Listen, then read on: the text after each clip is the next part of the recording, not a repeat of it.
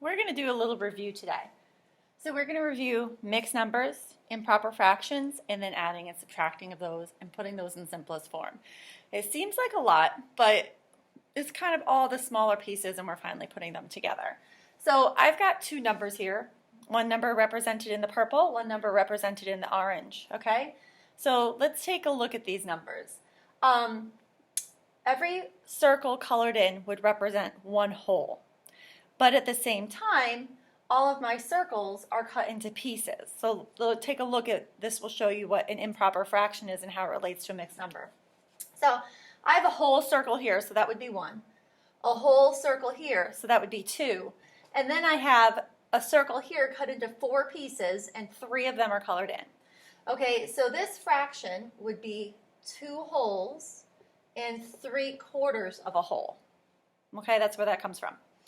All right, down here in the orange, I have 1 whole circle colored in, okay? And I have almost a whole circle colored in. So in order to figure out what fraction this is, I have to look at what this is cut into. It's cut into 1, 2, 3, 4, 5, 6, 7, 8. So that's eighths. So I'm going to have 1 and something eighths. 1, 2, 3, 4, 5, 6, 7. 7 eighths. And 7 eighths is almost a whole. If you colored in 1 more eighth, you'd have a whole circle. So if I were to add these numbers together, I would be adding 2 3/4 plus 1 7/8. Okay? Let's look at these numbers as a mixed number, or these are our mixed numbers, okay? So a mixed number tells you how many wholes there are, okay? And then it also gives you the leftover fraction amount, okay? A mixed number looks at the number of pieces, an improper fraction looks at the number of pieces. So over here, I'm going to write the improper fraction for each of these numbers. So for the purple, there's 2 wholes, but each of my wholes are divided into fourths. So I have 4/4 here, plus another 4/4, so that's 8/4, 9, 10, 11. So this is 11/4. And 11/4 will make 2 wholes and 3/4 left over, because every time you have 4/4, it makes 1. Now over here, these are divided into eighths. So to make 1, I have 8 eighths colored in. So there's 8 pieces there, plus 9, 10, 11, 12, 13, 14, 15. So over here I have 15 eighths.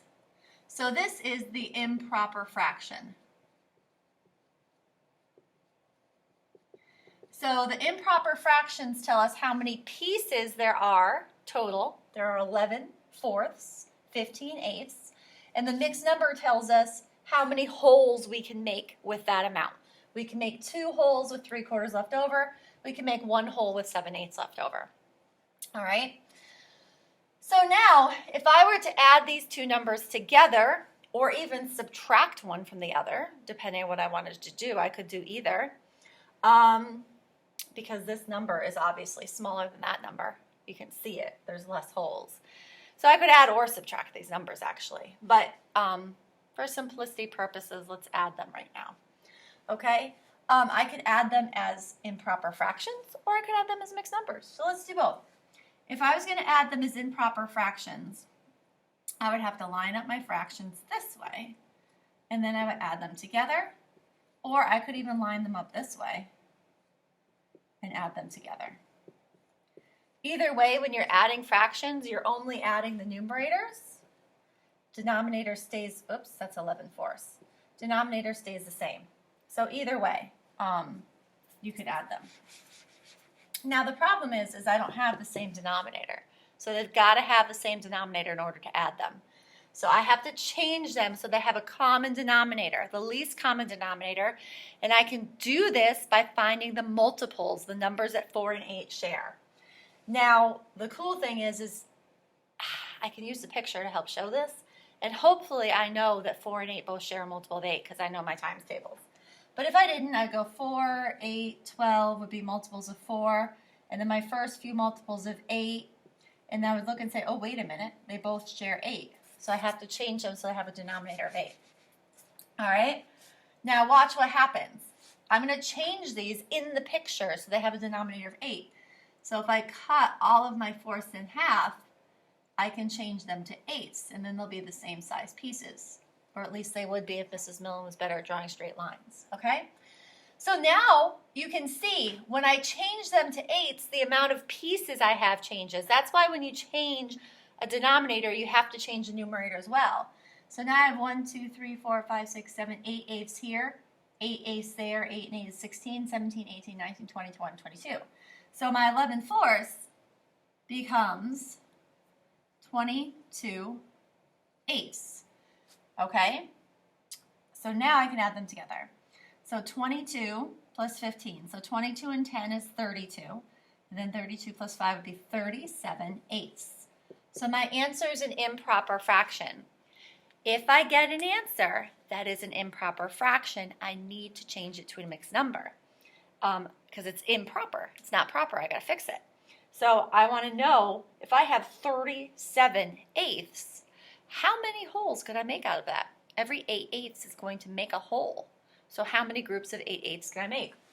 So if I have 37 pieces, and every 8 of them will make one whole. So I need to know how many groups of 8 I can make.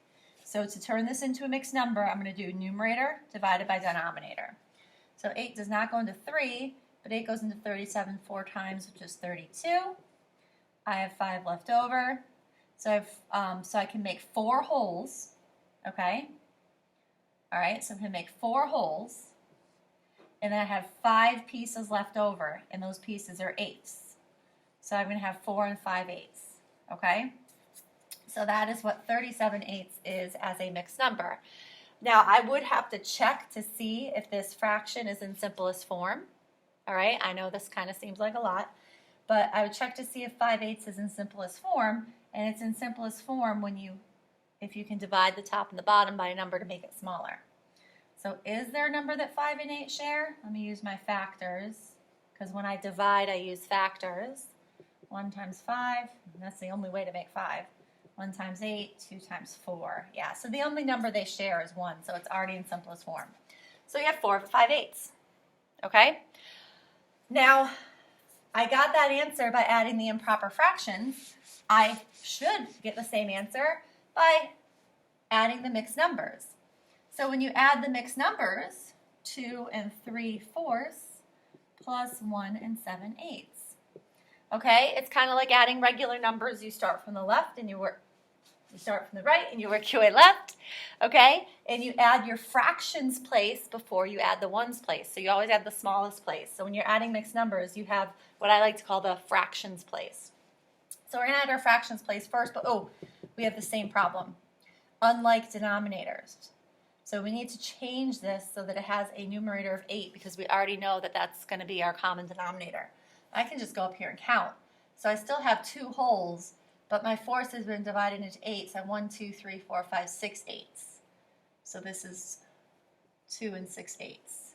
So if I multiply 3 and 4 by 2, 3 times 2 is 6, 4 times 2 is 8. Okay, so that's where that comes from. So, oh geez, look what's going to happen. Do you guys see what's going to happen? All right, so 6 and 7 is 13, so I have 13 eighths. Okay, great. 2 and 1 is 3, so I have 3. So I have 3 and 13 eighths, but wait a minute. I have an improper fraction here. So I need to turn this into a mixed number in order to finish my problem. So 13 eighths, it takes 8 eighths to make 1. So 13 eighths is like 1 and a number of eighths. So 13 eighths, 8 goes in there once. If I subtract, I get 3, 4, 5. So I have 1 whole and 5 eighths left over. So I have to carry the 1 over here. So my 3 is going to become 4. Okay, so that's going to become a 4. And then my leftover 5 eighths are going to stay over here. And I end up with the same answer I had before, 4 and 5 eighths. I'm going to give you a problem today that I want you to try to work out before you get to your centers. If you don't get an answer, as long as you're working on it, that's fine, but I would like to see your work so I can see, what you did. So the goal is to try to use the knowledge you have and see how well you do.